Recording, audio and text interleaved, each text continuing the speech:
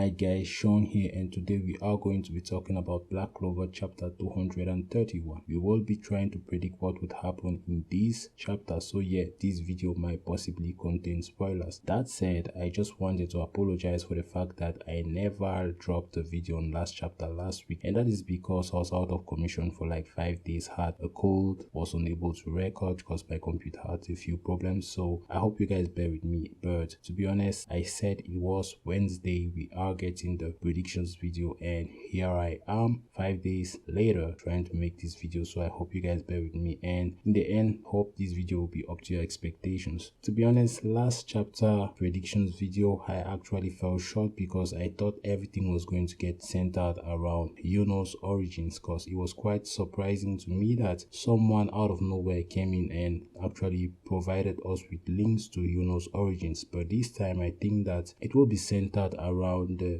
response of the Spade Kingdom towards the invasion of the moving fortress Candero. And that is because, to be honest, I feel like the Spade Kingdom has other moving fortresses, and it felt quite like Asta was not actually in the region that is the Grand Magic Zone between the Heart and the Spade Kingdom, but instead in the Grand Magic region between the Diamond and the Clover Kingdom. That is quite weird since Asta was quote unquote banished from the kingdom. So I actually think I got my bearings wrong, and if that is the case then you guys should correct me. But I believe that in this chapter we will get some directives and incentives as to where Asta is located at the moment, and that is very important because if Asta actually is stormed by many more fortresses and there are actually powerful mages there, it's going to be difficult for him to single-handedly take out all these mages. You have to remember that Asta's main weakness is his defense. I'm not saying that Asta is not durable, I'm not saying that Asta is not strong, but I'm saying that there are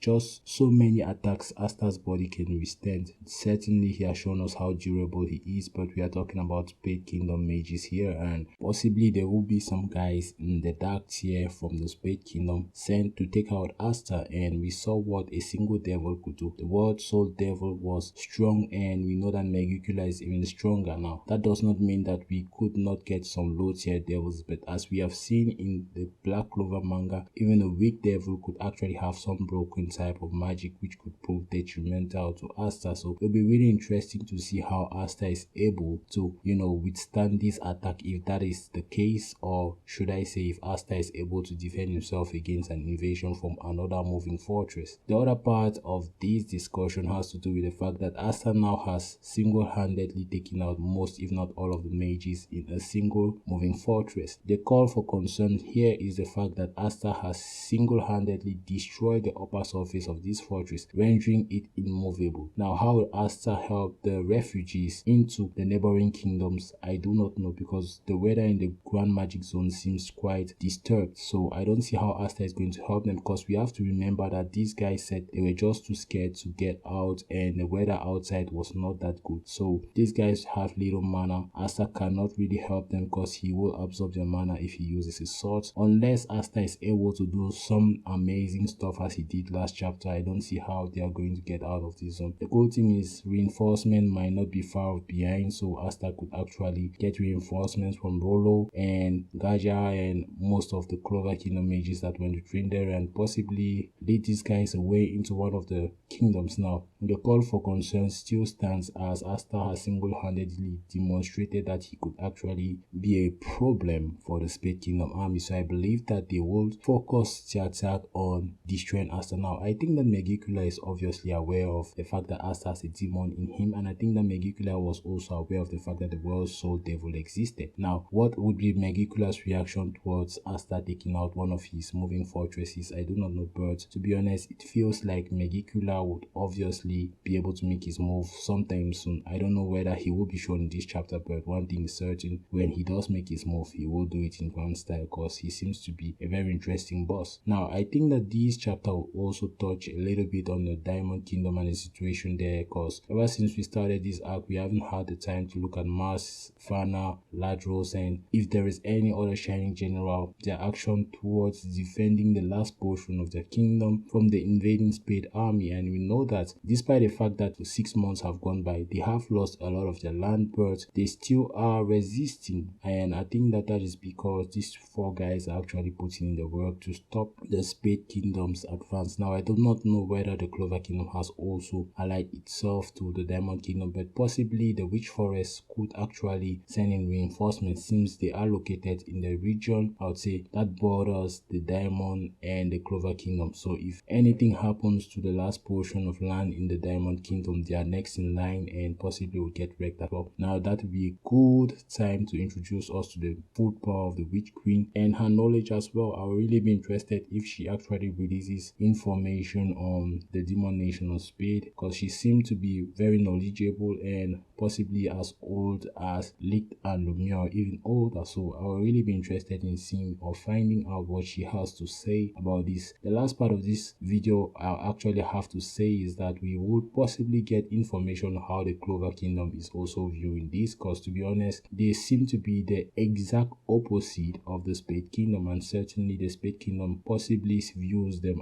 as their final destination. So it'll be cool to see how things fare off in that regard. On a side note, I just wanted to say that the guy who used poison creation magic last chapter seemed oddly similar in appearance to Gordon's family member. So does that mean that he actually is a member of the Agrippa household? I do not know, because it's possible that maybe members of the Agrippa household traveled to the Spade Kingdom long time ago and possibly were serving under Megicula, but that's just a side theory and food for thought. So it is possible that the Agrippa household has extremely close ties to Megicula, since it seems they were the ones who summoned him. So I'll be really interested in seeing what Nathan Agrippa has cooked up over the 6 months and how strong Gordon has become, because he is going to be central to the overall story plot. That said, we actually have to talk about the guys that train. They actually have to display what they learned, the new techniques. I had a little bit of consultations with a couple of friends and they were talking about Leo. I really wish to see how strong he's become, because he's been a little disappointing over the arcs, but I knew that certainly his time will come to shine. I hope that Fuego has learned Spirit Dive. That would make him possible on tier 0 as well. So a couple of things to think about